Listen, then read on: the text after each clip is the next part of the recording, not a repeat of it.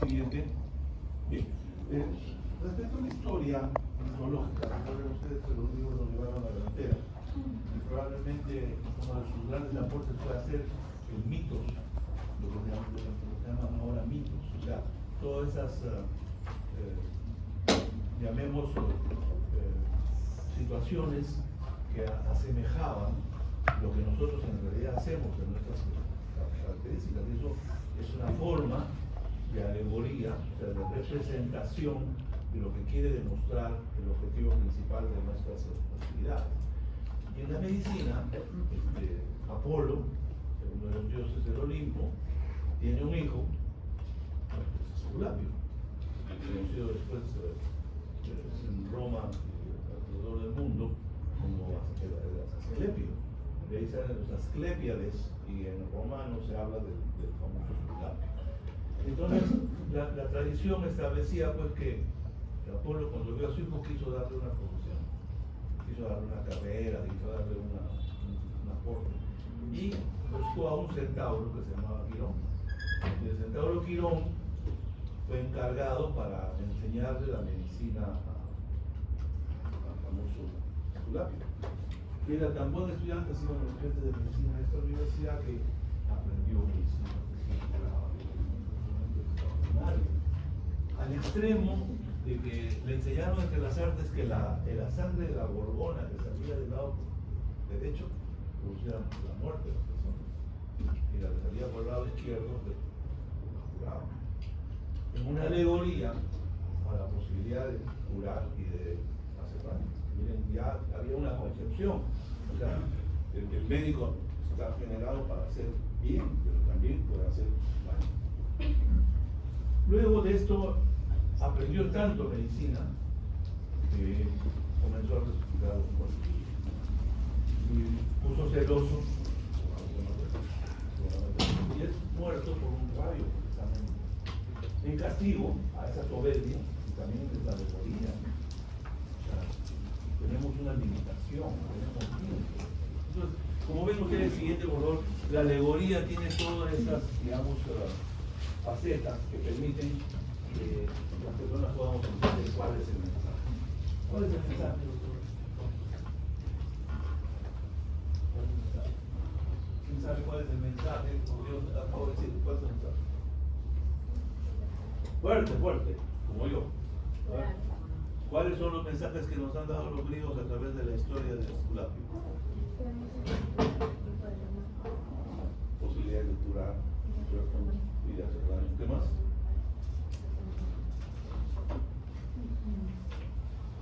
Que no los podemos usar muertos, ¿no? Tenemos un límite, ¿no? Nos están explicando. Bien. Siguiente, por favor. Entonces, en ese sentido, los griegos habían hecho una vinculación interesante.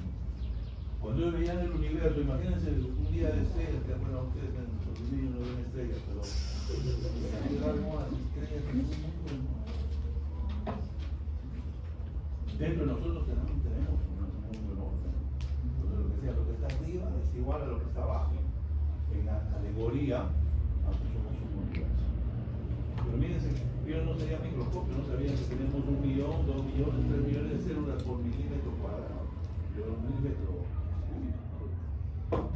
De manera que estaban en los cielos. Entonces, lo que ellos sugerían era que la enfermedad pues no era una cuestión divina, nada, era simplemente una pérdida de la armonía, que era el caos. Y lo único que el médico hacía, como ahora, no era divino, ¿no? O sea, nos traía la colación y decía pues que simplemente el médico colaboraba, ¿no? O sea, restituía el caos. Porque en realidad el caos se restituye por la capacidad del organismo de responder. Con una buena inmunidad nosotros podemos vencer las enfermedades, muchas de las enfermedades que normalmente nos atacan. Si no fuera por su organismo, los médicos no serviríamos para nada.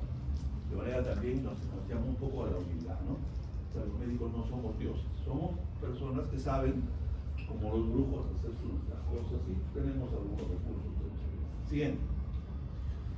En ese sentido, entonces apareció el famoso Hipócrates, que hizo sus famosos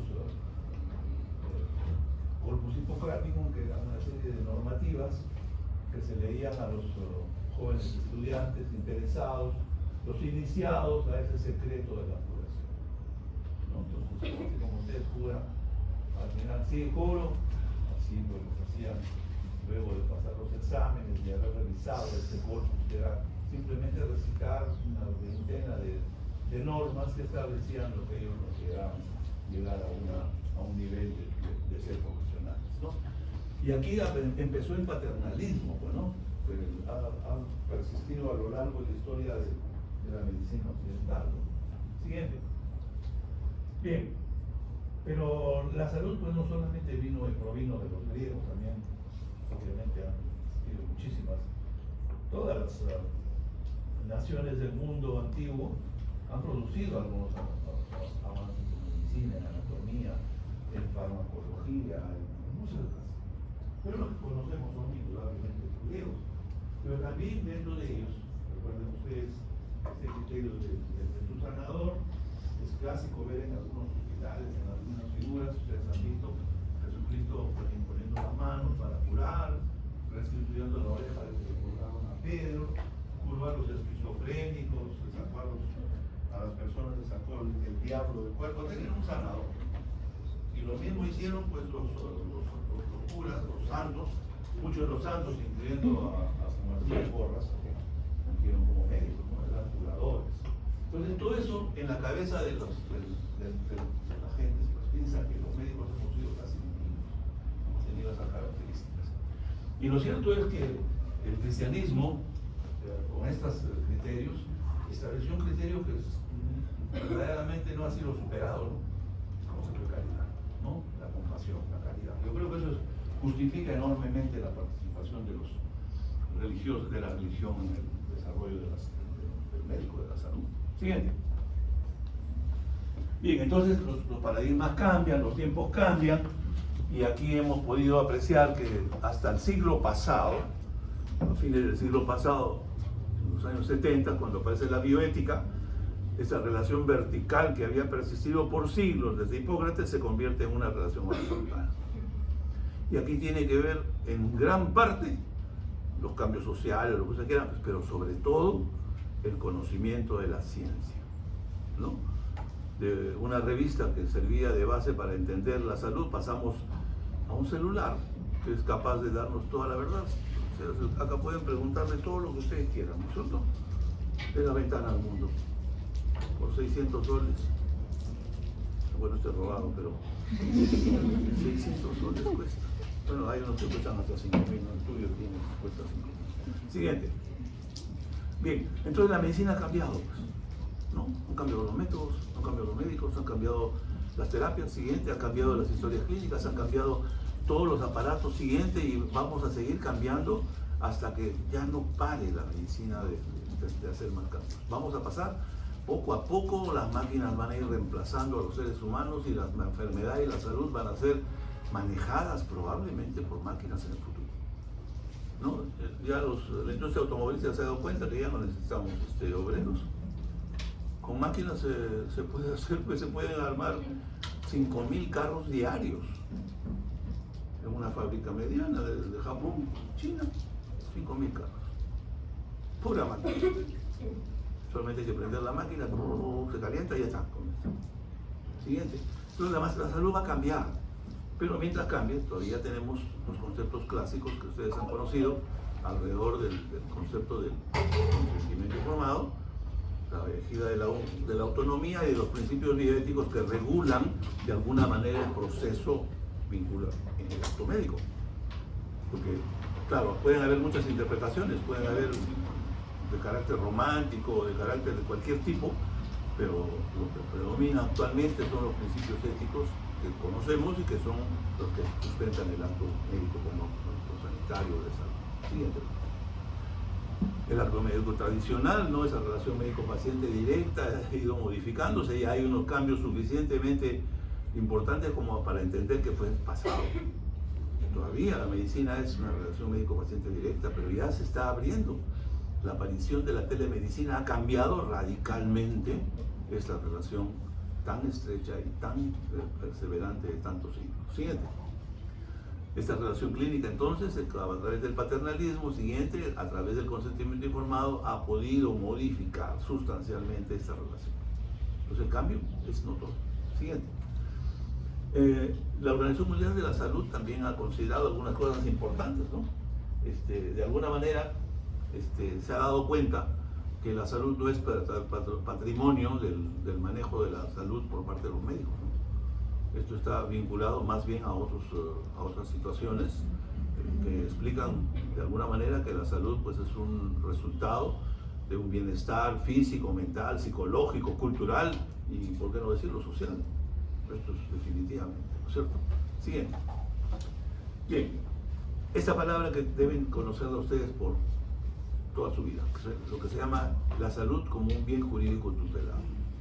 Bien, entendemos lo que es bien, el bienestar, pero jurídicamente tutelado significa que la salud está a través de los sistemas políticos de un país, es la que garantiza que alcance y alcance a todos. Y no solamente que alcance, sino también la controle. De manera que la salud es un bien que establece el Estado y simplemente les da a las diferentes instancias públicas y privadas el privilegio de poder ejercerlas. Y le da un sistema judicial, al sistema del colegio médico, al sistema descentralizado, cualquiera que sea, a controlarla. Por lo tanto, nuestra actitud médica, nuestras funciones médicas están controladas por el Estado, integral en el espacio que ustedes desarrollen. Desgraciadamente en el Perú, no como pasa en Europa, en algunos países, en la mayor parte de países, la medicina es centralizada, socializada y es igual para todos. En nuestro país tenemos hasta 5 o 6 tipos de salud que son ejercidos por diferentes organizaciones. ¿No? Están salud, las Fuerzas Armadas, la policía, las privadas, las clínicas privadas y otros sistemas. De manera que no podría decir que este bien jurídico tutelado sea exitoso en este país. La salud está en crisis, ustedes lo saben. Siguiente. Bien, entonces, la salud, pues, la vida, la salud y el bienestar está establecido en la Constitución de cualquier país. De manera que el Perú no se puede alejar de ello. Es menester que el Estado asuma la responsabilidad de estos cuidados a través de sus propias constituciones. Siguiente. En este mismo sentido, la Organización Mundial de la Salud establece un marco evidentemente coherente con lo que considera y que es lo que normalmente podemos intuir sobre lo que es un problema de salud, un problema de acto profesional, de acto médico, por medio del cual, pues a través de una serie de procesos llegamos a los objetivos que se plantea el paciente, ¿no? Porque no siempre es curar simplemente, sino a veces será aliviar, en otros casos podrá prevenir o lo que fuera. Entonces está en nuestras manos el encargo mundial de ejercer esta función. Siguiente. Igualmente las leyes que se han establecido para proteger el colegio médico y para establecer cuáles son sus beneficios, etcétera, etcétera, están dados por una norma. Y esa norma está en lo que se llama la ley del trabajo médico. Y esa ley del trabajo médico precisamente establece con claridad cuáles son las funciones que debemos realizar. Obviamente no pueden ser diferentes a las que se establecen en cualquier organización para la definición de lo que es salud, ¿no? De manera que siguen más o menos los mismos lineamientos. Pero es una propuesta en defensa del acto profesional por los mismos médicos, ¿no? Eso establece sus limitaciones, establece sus características, establece sus beneficios y sus posibles riesgos. Siguiente. Bien, esto se ha trabajado mucho. En realidad, los estudiantes de medicina deberían salir con una doctrina muy dura respecto a lo que es el acto médico. Y en la actualidad no veo que haya una definición, una posición firme del sistema para establecer lo que es el concepto claro del acto médico, ¿no? Ya ven ustedes que los dentistas hace muy poco están luchando por inmiscuirse en el territorio, ¿no? Ya quieren salir de la boca, ya entraron a los labios, un poquito más se van a la nariz.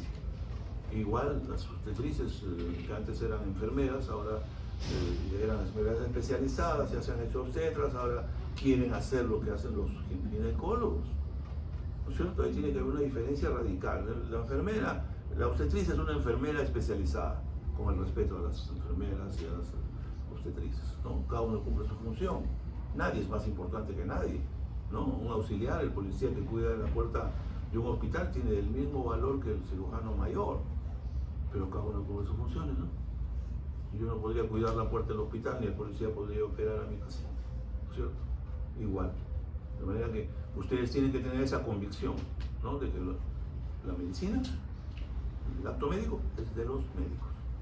Siguiente. Bien, el acto médico entonces es una forma de expresión de la medicina a través del cual se hacen los objetivos principales: curar, asistencial, ético, cumplir con las normas que están establecidas, en el aspecto legal, los límites que nos establecen, y en el aspecto administrativo, las funciones que nos competen cuando trabajamos en una organización. Si trabajas en el salud, cumples las normas de salud. Si trabajas en el Ministerio de Salud, en la policía, o sea, cada uno cumple sus funciones, ¿no? No se puede negar. Siguiente, y también se puede incluir, no directamente al acto, no como acto médico directo, pero sí el acto de la investigación. Entonces, la investigación en seres humanos también podría corresponder en responsabilidades a un acto médico. Todo esto está ligado a un concepto que habrán escuchado ustedes, la lex artis.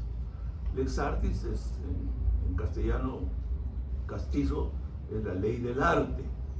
La lex artis viene de la palabra ars, que es arte en latín, y que se traduce de una palabra un poco complicada para nosotros, que es el tecné. El tecné es la excelencia. Por lo tanto, la lex artis significaría la excelencia. Entonces, el arte, ¿qué es el arte? Cuando vean ustedes una pintura de Tintoretto, dicen el arte. Una escultura, la del Pizarro allá en el centro de Lima, es el arte, ¿no? Lo identifican, porque es lo máximo. Igual en salud, la salud es el arte. Siguiente. Pero la lex artis ad hoc viene a ser cómo es que ejercemos la medicina así como hemos aprendido y como la ven, como se ha establecido en los documentos que están a la vista de todos. Están en los libros, en las revistas, en la teoría, están en todas partes, como realmente se hace en estos tiempos. No, nadie podría utilizar una técnica de hace 20, 30, 40 años, ¿no? Nadie podría utilizar las drogas que se usaban hace, sino como ahora se hacen. Lo importante, y esa definición me gusta, es que uno hace lex artis cuando hace lo mismo que haría cualquier médico en las mismas circunstancias. O sea, si nosotros cumplimos con la ley de la lex artis, la excelencia, cualquiera de nuestros pares haría lo mismo. O sea, si hoy día tengo que atender un sangrado, y yo no soy especialista, pero sé cómo se trata un sangrado, si basta con colocar la mano, con hacer alguna maniobra, reducir una herida, lo que fuera, como lo haría cualquiera de nosotros en las mismas circunstancias. No, pero no se nos ocurriría, pues, ¿no? Que un paro cardíaco dice, no, yo no sé, nunca he hecho, no conozco, no, sí, no. El lex artis nos dice, como cualquier otro podría haber hecho. Entonces, esto es muy importante, porque cuando ustedes sean demandados por cuestiones de mala praxis, saquen la lex artis. ¿Qué dice la lex artis? Yo debe haber hecho A, B, C, D. Nadie podría eximirse de manejar un paro cardiorrespiratorio, la parte básica, ¿cierto? Imagínense, un paro cardíaco y hay un médico presente, yo soy psiquiatra, yo no sé, no conozco. Probablemente no conozca, pero su obligación es cumplir con la ley del arte. Cualquiera de ustedes tiene que hacer lo mismo, A, B, C, D, punto. Siguiente. Entonces, es importantísima la ley del arte. La siguiente versión, ¿qué cosa es una buena práctica médica? Solamente lo hago para aclararles, ¿no? Que la práctica, ustedes siempre han escuchado la buena práctica clínica. Significa, pues, de que uno, cuando para contrarrestar la mala praxis, hace la buena praxis. O sea, la buena praxis sería lo contrario de la mala praxis, evidentemente, y estaría definido como eso, ¿no? Establecer los principios, las normas que establecen cuáles son los objetivos que se tienen que cumplir para llegar al objetivo principal, que es lo que hemos aprendido en las aulas universitarias, en los hospitales y por toda la vida en los lugares donde nos desempeñamos. Siguiente. Acto médico. Entonces, según el Colegio Médico hay una definición muy clara que la verdad que no sé por qué no ha salido, pero acá hay dos cosas que justifican la definición que sea. Y dice, miren, primero el rol de la medicina. Se orienta al respeto a la vida, agonía. Mira, nosotros estamos en todo el proceso del ciclo de vida del ser humano. Desde antes de que nazca hasta que después que se muera. Eso es nuestro rol. Y ser médico hoy es comprender que nos consagramos al servicio de la humanidad sobre la cual se clasifican las competencias necesarias para cuidar un bien tan valioso como son la vida y la salud. Esa es nuestra misión, por favor, entiéndanlo. Ustedes están estudiando, están trabajando arduamente para que de aquí a unos años pues, puedan brindar su arte, su lex artis, para curar, para beneficiar, incluso para morir, ¿no? Pues en el futuro la eutanasia va a ser parte de la vida cotidiana del médico, ¿no? Entonces van a haber especialistas que se van a tener que especializar en la muerte. Así que ya lo han visto, la ley ha abierto el camino. Eso se llama la pendiente resbaladiza, ¿no? Hoy día en Estrada, mañana cientos de personas que tengan alguna enfermedad. Siguiente. Bien, también la medicina que era estática como un bloque de piedra se rompió hace poco. Con la pandemia apareció la telemedicina. Ya las condiciones estaban dadas. Ya hace muchísimos años aquí en la facultad hacíamos telemedicina. Bueno, yo desde hace muchos años utilicé los exámenes a distancia, utilicé las clases a distancia. Cuando vino la pandemia ya pues teníamos las clases. Y luego la medicina se convirtió en lo que es ahora, ¿no? Una de las facetas de la medicina actual, legalmente establecidas y éticamente, la medicina a distancia, la telemedicina. Miren, y esto hace pocos años, ¿no? Ustedes empezaron la medicina, no había estas cosas. Ahora que están en el medio de la medicina, ya, ¿y qué será mañana más tarde? Ya que estamos utilizando la informática, los aparatos especializados en hacer medicina a distancia, cirugía a distancia, cirugía automatizada, robotizada. Dios mío, ¿qué no habrá? ¿Cómo nos iremos reemplazando? ¿Sí? Muy bien. Esta lámina solamente tiene por objeto entender que el acto médico es una parte de la medicina que practicamos y que está de alguna manera vinculada a todas estas organizaciones que tienden a controlar el Estado, Indecopi, con los colegios profesionales, en este caso el colegio médico, las instituciones en las cuales, etcétera, etcétera. Entonces, estamos sometidos a un control riguroso en lo que responde a nuestra capacidad como médicos, a los códigos civiles, procesales, a los códigos penales, ¿no? Desgraciadamente también nos afecta. Siguiente. Y ahí viene, junto a la responsabilidad, viene el concepto pues, de acto jurídico, ¿no? El acto jurídico que implica responsabilidad. Cualquier acto que hagamos humano, cuando genera responsabilidad, o sea, responder por, se hace jurídico. Entonces el acto, la medicina, por los riesgos que tiene y las posibilidades que pueden realizar de hacer un daño, tiene una responsabilidad definida sobre la vida, la salud, la integridad humana. De manera que estamos vinculados desde que empezamos el acto profesional a una relación de atención que está de alguna manera respaldada por ese bien jurídico que nosotros fundamos. De manera que nuestra responsabilidad nos hace susceptibles de ser sancionados civil, penal y de otros tipos, ¿no? Ética incluso, administrativa. O sea que estamos expuestos en las situaciones por ser un bien de carácter jurídico. Siguiente. Bueno, el acto médico, todos sabemos, tiene que estar caracterizado por algunas situaciones que son válidas y de carácter, como los que se establecen. Primero, tienen que estar sometidos a una profesión que definitivamente tiene que estar vinculada a un acto que tiene características específicas de lo que hemos aprendido, y para eso hacemos especialidades. Está sometido a los objetivos, que ya los hemos conocido en la definición, y por último, la licitud del acto, ¿no? O sea, que el acto que se realice sea legal. Todos ellos son características de un acto profesional. Siguiente. La evolución también hay que considerar, pues, ¿no? Los pocos años que nos han precedido, y rápidamente estamos convirtiendo una medicina individualizada en una medicina colectiva. Hoy día ya no sería muy fácil encontrar un médico que cure todo, ya es difícil encontrar que un profesional resuelva todos los problemas. Hoy día entramos a un sistema. Es el famoso clinical encounter que habla Diego Gracia, especifica, ¿no? De la individualidad hemos pasado a la fase colectiva. De manera que hoy en día la salud se expende a través de sistemas. Siguiente. Bien, esto también es un claro termómetro de lo que ha producido a lo largo de la historia, ¿no? El término de paciente ha ido evolucionando poco a poco. Pasa antes que se come el cuco.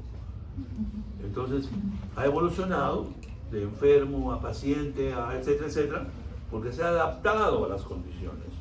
Enfermos, falta de firmeza, pérdida de la ética personal. Luego viene el paciente, ¿no? Tiene que adormecer, esperar con paciencia, su nombre lo indica. Ser usuario, cliente, derechohabiente, etcétera, etcétera, son los que se adaptan a las características de la época. Cliente porque se paga.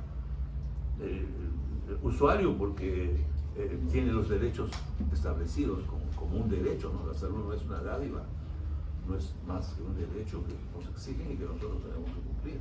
Siguiente. Igualmente, lo que acabamos de mencionar, ¿no? Todos estos cambios han sido producidos precisamente por este proceso evolutivo. Siguiente. Esto quizás tenga algún valor, lo escribió un médico amigo mío, y analizando el acto médico precisamente en un artículo y luego de una serie de debates, se estableció esos 4 criterios, esos 5 criterios. Primero, el criterio craniano, ¿no? La medicina, el fin de la medicina es el ser humano. No es la capacidad para aprender, para hacer ciencia, para ganar dinero, no. Para hacer experiencias, no. Es el hombre como fin, ser humano, hombre, mujer. Luego, ya eso es una adición que se ha hecho en los últimos tiempos, que es que la bioética está reemplazando a la ética médica, ¿no? No en todo, pero por lo menos en el accionar, porque la bioética tiene los recursos que ustedes están disfrutando, aprendiendo o tratando de aprender para ver cómo aplicamos los principios bioéticos, ¿no? Cómo deberíamos hacer el ejercicio profesional. Luego, que se ha hecho por un profesional médico, ya lo dijimos, ¿no es cierto? No vamos a permitir que los dentistas pues entren por la puerta, menos los obstetras, menos los tecnólogos médicos, ¿no? Tenemos que hacerlo, y eso tenemos que entenderlo, porque es como cuando uno quiere defender la patria, tiene que defender sus fueros, ¿no? Sus derechos, defenderlos. Luego, que considere que la medicina pues no solamente es el cuerpo, es la mente. Hay que tener mucho más respeto por la mente de lo que hemos entendido. El daño mental que se produce a las personas por diferentes causas es posible de ser susceptible de ser parte del acto médico. Y por último, insistimos, ¿no? Diferenciar el acto médico sanitario de salud pública, del acto médico individual, del acto médico propiamente dicho. Siguiente. ¿Cómo se genera un acto médico? Esto también ha cambiado, pero todavía los pacientes de acuerdo a la ley tienen derecho a escoger su propio médico. Y en falta de escoger a aquellos que esté más próximo al deseo de ellos. Pero entienden esto que no se puede cumplir en un sistema socializado de salud, ¿no? Uno va a un sistema a recibir la salud. Y también hay otras cosas que incorporarse, ¿no? De las personas, de los casos de emergencia, en los casos de problemas ambientes, etcétera. En cada circunstancia, el acto médico va a tener diferentes aproximaciones para sus dispositivos. Siguiente. Esto ya lo conocen muy bien. Ya sabemos que la autonomía, principio básico de la medicina, y que la ha hecho grande y que la ha hecho coherente con el tiempo, pertenece al paciente, es un derecho del paciente. En cambio, la no maleficencia y la no maleficencia se han constituido en 2 obligaciones que nos debemos dar presente. Nosotros estamos obligados a cumplir con estos 2 preceptos. Igualmente, el principio de solidaridad que le corresponde a quién? Al Estado, a la comunidad, a quienes pueden proveer la justicia distributiva. No voy a confundir la conmutativa con la distributiva. Pero la distributiva todos tendrían 11. pero por la otra tendría pues el que sabe más, pero nosotros no vamos a ponerle mejor nota. Muy bien, siguiente. Eso ya les expliqué varias veces, la ética de los mínimos y los máximos. Lo habíamos comentado en la ética clínica, que era necesario poder discriminar lo que es la ética. ¿Qué es la ética de los mínimos? Como su nombre indica, ¿no? Fue concebida porque pensaron que los principios bioéticos de los principialistas de Benjamin y Childress no eran suficientes. ¿Por qué? Porque alguien, de acuerdo a sus características, podía considerar diferencias. No es lo mismo la autonomía que la justicia, ¿cierto? O sea, nadie podría pensar que todos los principios son iguales. Quizás en una democracia absoluta, pero no en una realidad mundial. De manera que los médicos, en este caso Diego Gracia y ellos, cuando estudiaron el caso y se dieron cuenta de que estas jerarquías deberían ser tomadas en cuenta, establecieron que el principio de justicia y de no maleficencia eran algo de prima facie para poder ventilar los problemas que se ven en las emergencias y que se ven también en las situaciones, como el caso de las epidemias, pandemias, cualquier tipo. Entonces, quiere decir que cuando uno tiene que hacer un acto en una emergencia, tiene que prevalecer el principio que le corresponde. ¿Y quiénes son? La justicia y no maleficencia. Entonces, eso tiene que tomarlo en cuenta. Y en el ética de los máximos es cuando ya hemos entendido la importancia de la autonomía es la que toma la decisión. Entonces, el ejemplo clásico de la ética de los máximos es cuando un paciente con leucemia, perfectamente en sus cabales, condiciones psicológicas, decide no seguir el tratamiento. Entonces, hay que respetar, y eso está muy bien establecido. Nadie va a negarse que un paciente pueda hacerlo en esas condiciones. De manera que uno dice sí. Incluso la señora Estrada, la mujer, la rosa, tuvo que sucumbir al sufrimiento, ejerció su derecho a vivir, ¿no? Nos dio una lección de vida a todos, o de muerte, sobre cómo debemos manejar la economía. Tenía todo el derecho a no sufrir más. En cambio, la ética de los mínimos es como, les hago un ejemplo, lo pueden entender y lo pueden llevar muy bien a pensar. La teoría siguiente. ¿A quién se la podemos, a quién le podemos adjudicar? También lo soliciten. O sea, la teoría siguiente debe ser gratuita y debe estar expedida por el Ministerio de Salud Pública. Recuerden ustedes que hubo un problema hace varios años, que consideraron que la vida era abortiva, por lo tanto, el Estado, a través del Tribunal, que sabrá el Tribunal de Justicia, consideraron que era abortiva. Y dejaron a muchas mujeres sin el beneficio de la píldora del día siguiente, que es tan importante como el problema de salud pública. Y en el lado contrario, ¿qué pasaría, por ejemplo? ¿Qué principio podemos aplicar en una mujer que viene y dice, quiero ligarme las trompas, quiero hacer una cirugía? ¿Cualquier principio estaría dominando? Si es de la ética de dos. ¿De dos? Con esos dos ejemplos ustedes pueden agarrar cualquier cosa y con ese ejemplo sus dudas existenciales. Fíjense. Ahí está la ética de los máximos, que privilegia la autonomía y la no maleficencia. O sea, cualquier situación que ustedes vean que va por ese lado en una ética clínica, ahí ustedes dicen, esto es la ética de los máximos. Entonces, ustedes tienen que poner sangre a un fastidio, que si yo va contra su voluntad, en peligro de muerte, ustedes utilizan la ética de los máximos. Y si van presos no importa, no pasa nada, a vos salir de solicitar. Y no, ya no vamos a decir que es un profesional, o sea, ustedes son profesionales en formación, por explicarles, siguiente, tienen sus objetivos, tienen que hacer un proceso, tienen que aprobar los cursos, tienen que matricularse en su especialidad, tienen que terminar la especialidad, tienen que ejercer y van a tener toda su vida elegida de ello. Muy bien. Entonces hablemos de los pacientes un poquito en el campo médico, ¿no? O sea, de la historia hemos hablado suficiente de la medicina, hablemos del paciente. El doctor Ezequiel es un médico. Él y su hermana han trabajado mucho el tema de la bioética. Y han sido, por lo menos en Manuel, ha sido uno de los líderes en el tema de la justicia, hablando del problema del COVID, la distribución. Bueno, entonces él agarró, interesado en la bioética, dijo, bueno, ¿cómo funciona la bioética en Estados Unidos en el acto médico? Entonces hizo varios estudios, analizó, hizo encuestas, y dijo, bueno, hay 4 tipos, 4 modelos. El primer modelo es el modelo paternalista, que todos conocemos, que ya no hay que explicarlo, ¿no? Es el que manda, el dictador. El segundo tipo es el médico experto, que éramos un poco nosotros, los médicos de la Segunda Armada. Bueno, ya hace pocos años, ¿no? Y ahí aprendíamos que había que explicar a los pacientes, y había que conversar con los pacientes, y había que hacerles entender a los pacientes lo que íbamos a hacer. Con la única diferencia que no les decíamos más, el médico experto.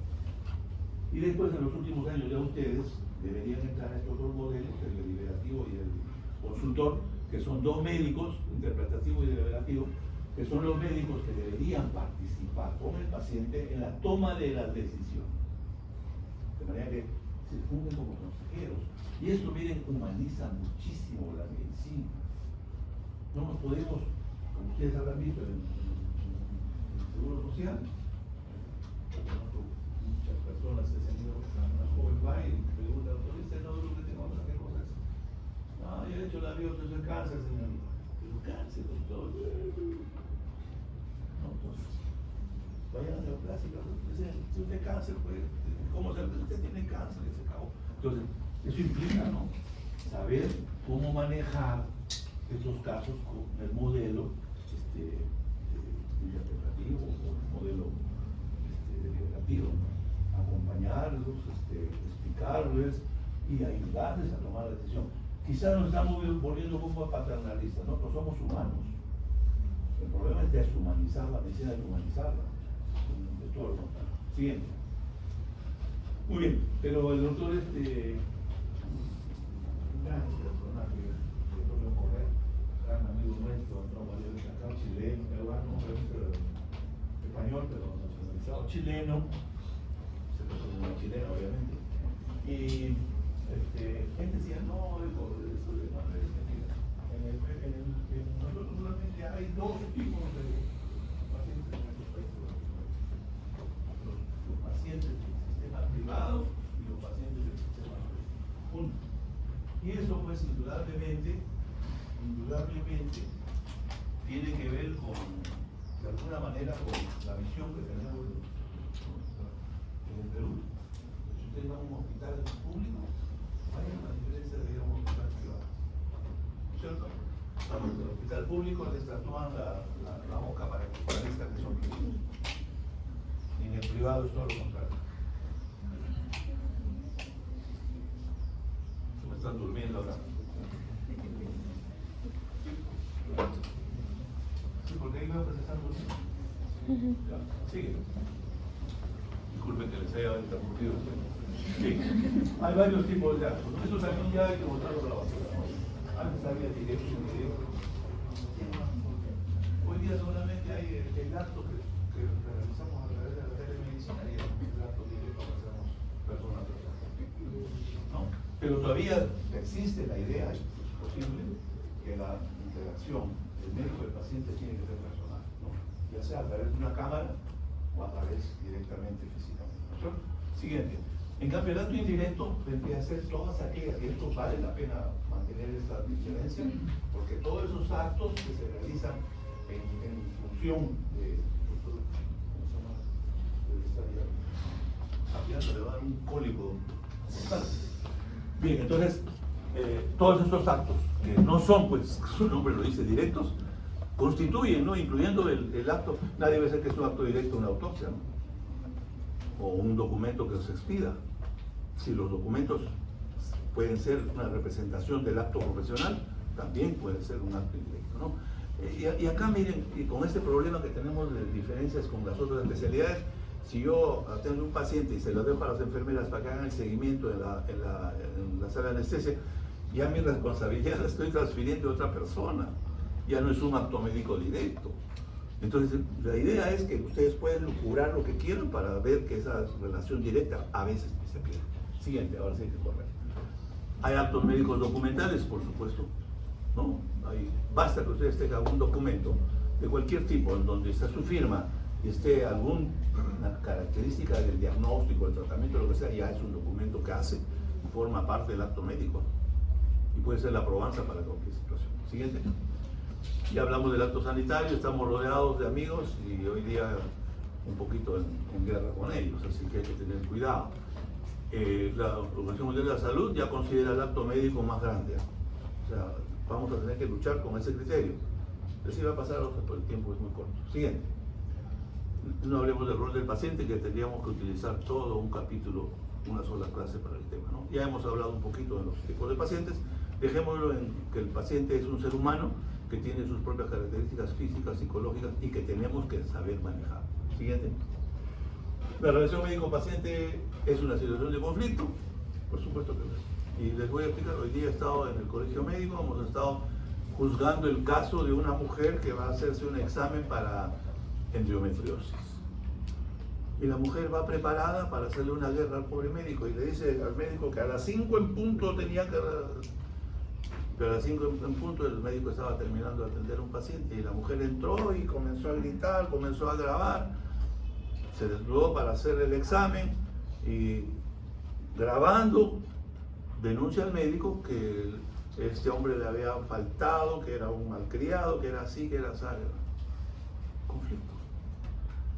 Entonces, claro, dijimos, doctor, pero usted lo debe haber hecho es haberse acomodado, pues, porque hay que bajarse, pues, la pelea cuando es entre dos, alguien provoca y el otro responde, ¿no es cierto? Entonces, claro, habría que bajar, pero hay veces que no se puede. Hay veces que no se puede. Si tienes una cachetada, pones la otra, bueno, y si también te la golpean la otra, ¿se dan cuenta? Entonces, es conflicto. Hay que saber manejar el conflicto. Nunca se pongan al nivel del paciente en el grado superior. Siempre busquen, ¿no? Siguiente. Ya sabemos que los pacientes son importantes, son nuestra razón de vivir. Siguiente. Existen una serie de derechos de los pacientes que los encuentran en el Código de Ética del Colegio Médico, ustedes deben conocerlos. Esos que se están riendo ahí atrás. ¿Qué pasa? Muy bien. Se ríe, ¿no? Me parece que le gustan estos compromisos. Los derechos de los pacientes de Lisboa, ¿no? Son derechos inalienables, establecidos y están incluidos en nuestros códigos de ética desde los dos últimos códigos. Son lo que debemos aprender a respetar. Miren, si ustedes se ciñen a eso, difícilmente van a... Si ustedes faltan uno de esos, inmediatamente son susceptibles de sanción, como el caso que estoy hablando. En este caso, la enferma denuncia al médico porque el médico, al ver esa situación, dice, mire señora, mejor le invito a que vaya a otro médico, no es mi estilo de trabajar. La señora quería que el examen que le iba a practicar esté el esposo ahí.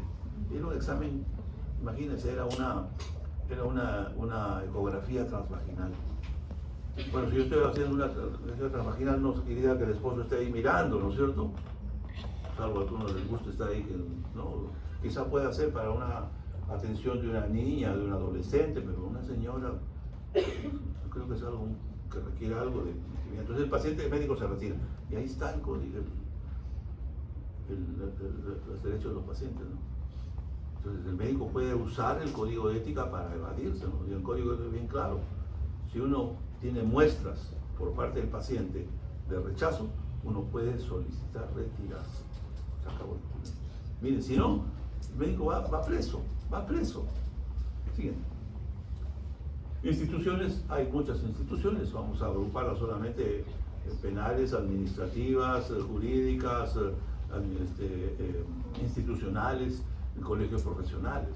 O sea, sí estamos sujetos a una serie de instituciones y terminando con su salud, que es la que de alguna manera pareciera más rival de nosotros que en defensa de los pacientes, ¿no? Su salud es un problema que es una espada de Damocles que tenemos colgados todos. Siguiente, por favor. Leyes y normas que protegen, todos sabemos que la Constitución desde el inicio, la vida y la salud, y la Ley General de Salud en todos sus estamentos. Ustedes saben que la Ley General de Salud clarísimamente protege y dirige. Es una, miren, fue establecida en 1997 y está plenamente vigente. Eso significa que es una buena ley. Se adelantó años al desarrollo de la tecnología y eso me parece muy bien. Ha sido una copia, tengo entendido, a mi propio criterio, de la Ley General Española, que tiene todos esos grandes avances. Siguiente. Otras leyes, bueno, las leen en su casa cuando lleguen a la casa. Siguiente. Siguiente. Bien. Su salud, señores. El cuco de la medicina, ¿no? Entonces es una organización creada pues precisamente para proteger los derechos de los usuarios. Y funciona en la medida en que los médicos tenemos que cumplir. Pues si tú te vas temprano, si te haces el loco, si atiendes mal a los pacientes, obviamente pues alguien tiene que atender a los pacientes, ¿no? De manera que esto es una garantía, por lo menos, de que los médicos debemos actuar bien para no incurrir en las faltas que pueden someternos a una serie de cosas. Siguiente. Siguiente. Siguiente. Rol del médico, en pocas palabras. Siguiente. Bien, ¿qué quisiéramos que fuera un médico? Miren, no se queden en curar nomás. Ustedes tienen que estudiar para toda la vida, chicos. Ese es el problema. Están condenados a estudiar maestría, doctorado, otro doctorado más. Estamos condenados a estudiar. Y para eso tienen que usar gestión, tienen que trabajar en temas de salud pública, tienen que ser especialistas en algún área administrativa. O sea, ser médico no es suficiente, señores. Cuando ya la mano tiembla para los cirujanos, cuando ya la edad comienza a aparecer, ya nos volvemos profesores, nos volvemos cualquier cosa. Pero es parte de la vida del profesional. Por lo tanto, prepárense todo el tiempo. Siguiente. ¡Uy! Siguiente. Siguiente. Ya no vamos a hablar del tiempo que utilizamos con nuestros pacientes, ¿no? Ese es uno de los talones de Aquiles, ¿no? Los promedios de atención de los pacientes no llegan a 10 minutos. El Estado establece, a través de las disposiciones de los altos niveles, 15 minutos por paciente. Entonces eso implicaría la atención de 9 o 10 pacientes por un periodo de tiempo que ustedes vayan a los hospitales. Se atienden 30 pacientes. Y todavía tienen el tiempo para irse a tomar un caldo de gallina al frente. Así que imagínense. Siguiente. Bien, esto ya lo voy a explicar. Ustedes saben muy bien que el consentimiento informado es obligatorio, de boca y a través de documentos cuando sea la preeminencia del riesgo. Si hay riesgo mínimo, escrito. Y si es un ensayo clínico o una investigación, tiene que ser completamente 20 páginas. Siguiente. Derechos del médico que no existen, sueñen para cuando sean grandes. Siguiente. Siguiente. Cuidado, señores. No le vayan a pegar, no los vayan a faltar. Ha salido una ley que establece que los médicos, o sea, está penado pegarle a un médico. Bueno, ya lo dijeron, ¿no? Así que cuando vayan a un hospital o vayan al colegio médico hay un tremendo aviso. Ley número tantos, ley que prohíbe pegarle a los médicos. Miren a lo que hemos llegado. Siguiente. Ya saben la letra del médico. No quisiera ver la letra. Felizmente ustedes todo lo hacen por computadora, felizmente solo marcan, porque si escribieran... Uy. Siguiente. Muchas gracias, señores. Ha sido un placer.